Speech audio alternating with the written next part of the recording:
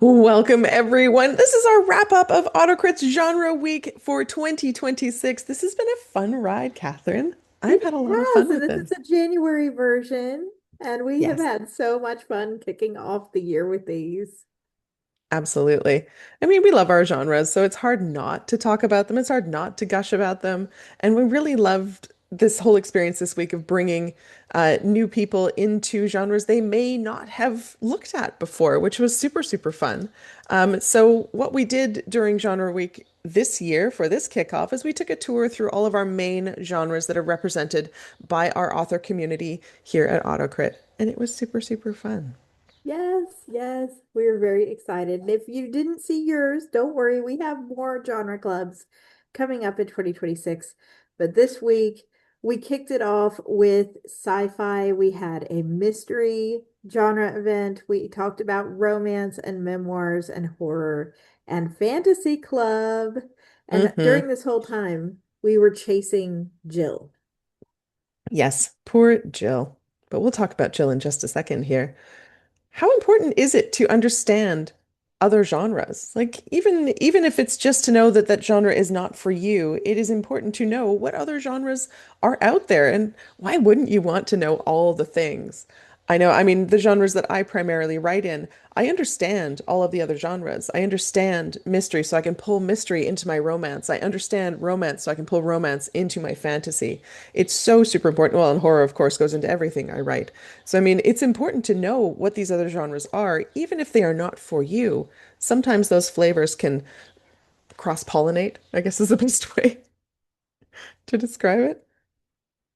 Yeah, yeah, we get all this little inspiration, and you could end up realizing that something that stumped you about something you write has actually belonged to one of these other genres that you've subconsciously taken in. And now you have an audience that you didn't know you had, which is great. Absolutely. So, as Catherine mentioned, we were chasing poor Jill across all of our genres this last week. And Jill takes many forms. Jill has one central problem, but that one central problem has taken many, many shapes as we've been going through our genre week. So, we started with a very simple concept, a deceptively simple concept. Jill has to find the cure for the illness that's killing her before it's too late. On the surface, this concept doesn't look like it belongs in any really specific genre now, does it? Not really. And so it's only by seeing it through the lens of our chosen genre that this idea comes to life and becomes something new and exciting and fresh. And it looks different to everyone. Um, like a, we do this all the time for our challenges. We give you a simple concept, and every person, every author, every artist, every writer is going to see this in a different way. And our genres are the very same. Did you have a favorite, Jill, Catherine? Oh goodness. I was really impressed with everybody's creativity on the nonfiction Jill for memoir. Mm, Because one of the things that people forget about when they start writing memoirs is that readers are still looking to follow a storyline of some type, and there's still usually a primary theme. So mm. seeing how that would play out with a prompt was really original and unique and creative, and I loved it. How I had about a lot you, of fun Kat? with these. I had a lot of fun with these. I actually had a favorite one from every single one that I did, just because I got way too obsessed with it. I'm like, I need to make a different option for Jill for every single All the subgenre that Jills. goes with these genres. Um, I think the cyberpunk one was my favorite. Jill's illness is the result of an illegal neural or bodily upgrade that she needed to survive or stay employed. And the cure requires surrendering ownership of the data her body produces or losing access to the tech that's keeping her alive. I just thought that was really fun. I could spin this into a very bleak dystopian cyberpunk story very quickly. I like them. There was a lot of fun. Like I had a lot of fun with these because it's not just about the genre, it's about the tropes as well and what tropes you can pull in across the genres just to make it more interesting. The cozy mystery was really fun too. We had a nice discussion in the mystery club session about how many weird things people inherit in cozy mysteries, which I think is quite entertaining. So in this one, she inherited a tea shop and then all of a sudden suspects that she's being poisoned and it's someone in town who's poisoning her and perhaps they murdered her aunt as well. So there's like a big giant mystery that goes along with it. Probably an overarching mystery that would cover at least a 5 book series. And that's all from one single silly little throwaway prompt that you can make huge worlds and build huge series on. And I think a lot of authors get bogged down in needing to have the perfect idea or one perfect idea, and I don't think that exists. And I think we can see that you can take something very simple and twist it and turn it in every single different way, depending on what genre you want to play with. Exactly. As we went through all of these weeks, if people are just now tuning in and hearing about this for the first time, when you take a prompt and you want to make it your own, we were basically unpacking what is it readers expect from this genre that would affect this prompt. So a lot of those examples Kat had up were world building related on a big picture or immediate level, character driven, what is motivating them, what's their goal, their fears, their needs, their wants, and then we add that in with the plot and you end up with something that's unique. Hmm. Absolutely. So here are our Jills. We have sci-fi, fantasy, horror, memoir, romance, and mystery. And if you joined us for every session of Genre Week, you will have collected these Jills into a nice little collage, I suppose, a collage of lives that Jill has lived across our genres. And we promised that we would draw a prize for everyone who attended every single session. And I so appreciate that so many people joined in and played along with us. I think it was really fun, especially people who are trying out a new genre for the first time or just peeking in to see what memoirs were all about, or were curious about horror, even though they don't read it and they don't watch it and they're scared of it. And it's good to branch out. It's good to explore these things just to go, perhaps sci-fi isn't for me, or perhaps mystery isn't my bag. And that's super cool. And I really like that. And I really appreciate all of our members who joined us for this little event. It was really fun.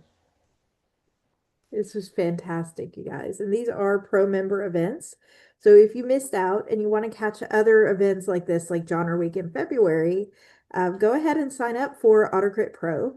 And you can come to all the classes and collect your own little stickers and learn about other genres. And we're doing 6 entirely new genres in February that are none of these 6 that we did in January. So we're not going I'm to tell quite you what excited. you're chasing in February yet. Not just yet. So let's draw some winners here. So I've got 3 prizes that we're going to draw today from our pool of winners. Prize number 1 is going to be a beanie, a toque for you if you are Canadian, a mug a tropes happen mug, which is a quote that came out of one of my sessions. Tropes happen whether you want them to or not. And some stickers. Prize number 2 is going to be a tumbler, a coffee tumbler, a drink tumbler, and some stickers. And prize number 3 is a 45-minute Story Doctor session with me. We can talk about your book. We can talk about marketing. We can talk about anything book related that you want.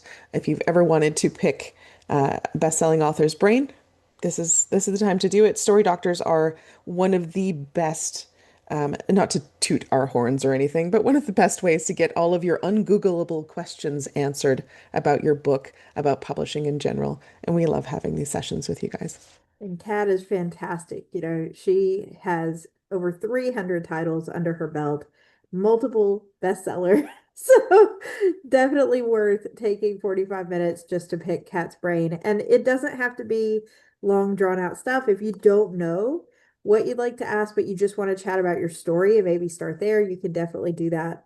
Or you can bring a list of questions with you. Absolutely. All right, I'm just going to share my prize screen. Hopefully everyone can see that. It's the wheel. The Wheel of Yay, we love the Names. wheel. Do not close it, just pull it over. All right, here we go. Let's draw our first winner here. We're drawing it live so everyone can see we're not cheating. So here we go, drawing it live. For the beanie package. This is for the beanie package. We'd make Gareth proud. Oh, which one? Whoa, Maureen. Congratulations, Maureen. Congratulations, Maureen. All right, let's remove you from that. Let's give that a shuffle. And prize number 2, this is the tumbler pack. Oh my goodness, this is so intense. And the wheel flips really weirdly as well. Ugh, Nancy. Congratulations, Nancy. Congratulations, Nancy. There we go. All right, shuffle, shuffle. Let's go with our next one here. Our final one. This is the Story Doctor Prize. Oh my goodness. The Where's it gonna suspense. be? Ah, Rebecca. Rebecca, Congratulations, congratulations. Rebecca. And we'll be in touch with all of our winners by email. You will hear from us a little bit later today. Congratulations to all of our winners. Congratulations, everyone. I am very, very pleased with how this has gone and very, very excited for our next genre week, which is coming up in February. Do we know what date it's coming up in February? Let's see here. I like the keeper of all the secret dates. So these You dates are. will be going up on the AutoCrit calendar very, very soon. Our genre week is kicking off on Sunday, February 22nd. We have historical fiction. We are going to have spicy romance club. I'm excited for that one. Romance was inappropriate enough. Literary fiction. We've got, let's see, middle grade and young adult. Kat's coming in to do a free class about anthologies. And Nice. we have women's fiction as well as a nonfiction self-help club coming up next month. Oh my God. Packed already. I'm I very think one excited. of those might have been action adventure, but I'm looking because I've got so many on here. So Too many options and not enough time, but that's all right. That's why we're here. All right, my dear. Well, let's close this off. Another week is done, and we are very, very, very much looking forward to our next one.